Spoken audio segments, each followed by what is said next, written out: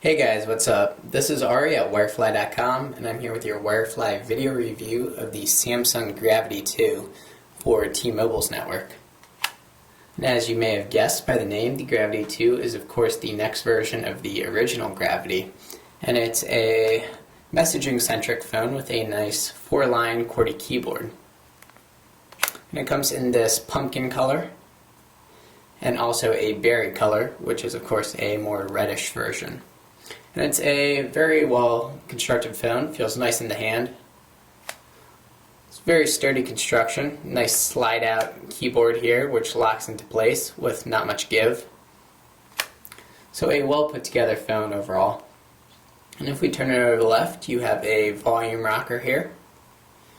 And on the right, a Samsung proprietary port, of course, which is used for charging and also accepts an included pair of headphones, which slides right into that port. And the Gravity 2 also supports stereo Bluetooth for wireless listening. And also on the right side you have your camera application key, which will launch your camera program for use with the 2 megapixel camera on the back here. So we'll take a quick look at that, unlock the screen.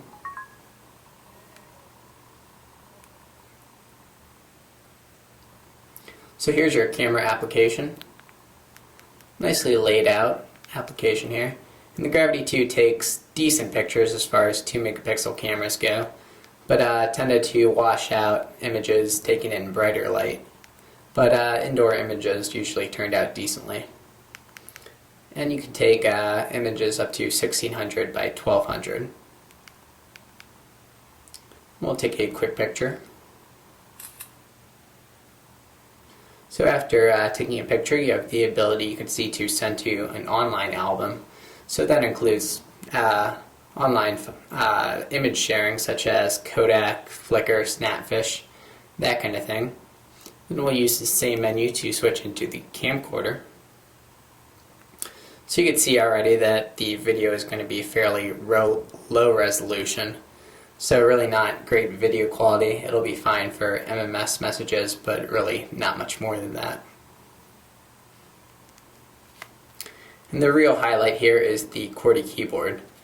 It's a nice 4-line QWERTY keyboard, which really has a very natural feel to it. The keys are slightly rubberized. You can see they're also nicely spaced, with a nice click feel.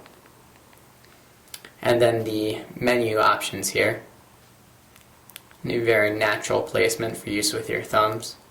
So it makes it easy to navigate and easy to type on the Gravity 2. And on the front of the phone is a nice and bright 2.3-inch LCD display.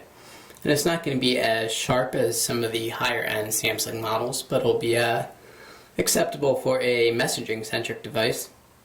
And also, as far as your navigation array goes, you have a 4-way directional key here, a select key, your menu soft keys, back key, of course your send and end keys, and also a messaging key, which you can set to access any number of messaging options, and I'll show you that in a second here. So we'll get into the full menu. And you can see that by default it's a carousel menu, but you can also set that into a grid format as well. So we'll check out the personalization options. And there's your settings for your messaging key. So you can have that create a message, jump to your inbox, audio postcards, email, or instant messaging services. And your usual personalization options as well.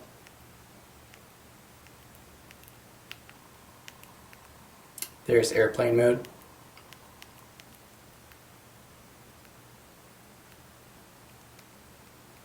And we'll get into our messaging menu and create a quick message. So when closed, you can use the T9 setting. Then you can go ahead and open the phone to continue typing with the full QWERTY keypad.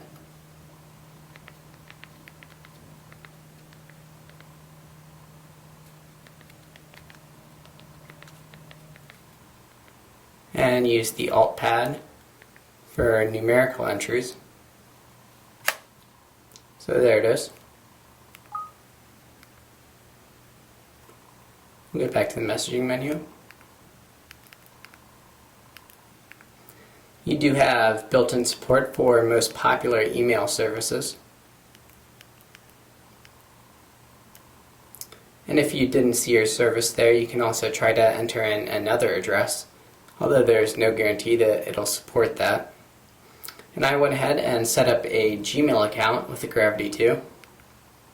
And it's a very basic interface, but it'll satisfy anybody who wants casual email access when they're away from the computer. So I sent the Gravity 2 a quick email. And of course you can hit reply to send an email back from your email account. So it worked decently well. It's nothing too elaborate, but great for casual access.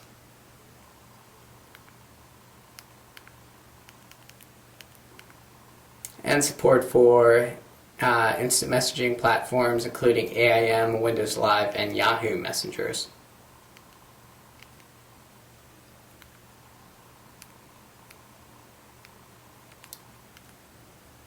And here's your media options. You have Web2Go as your mobile web browser. So we'll enter in a URL to go to. Say ESPN.com.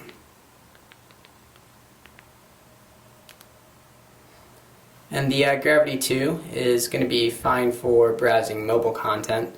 As you're going to see here in a second, it's going to pull up ESPN's mobile edition, but it's not going to be good for browsing full web pages. So here's ESPN's mobile edition, works fine for that, but would have trouble displaying the full version of ESPN.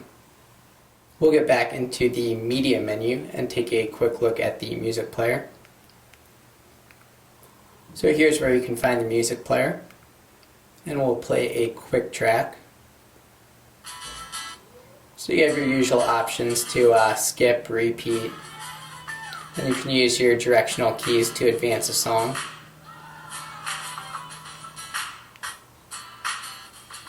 You can see you can also exit the music player and continue working with the phone as your music's playing.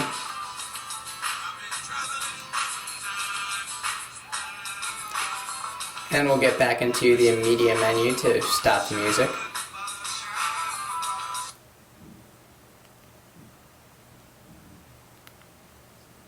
You can find most of the phone's other features in the organizer menu. So here's your calendar, you have telenav GPS for turn-by-turn directions, alarm clock. You can also find voice recognition in this menu. Say a command. So it's voice recognition by nuance, which always works pretty decently, although it's embedded pretty far down into the menu system, and we couldn't figure out a way to set up a shortcut key of any kind to voice recognition. Your tasks menu, memo pad, calculator, tip calculator, world clock, converter, timer, and stopwatch, and also an RSS reader. And that is the Samsung Gravity 2, and it's available now for T-Mobile. And the Gravity 2 is somewhat lacking on its media features, but it's really going to satisfy anybody looking for a messaging-centric device with a solid build and, of course, a very nice QWERTY keypad. I'm Ari from Wirefly.com. Remember to rate, comment, and subscribe, and we'll see you next time.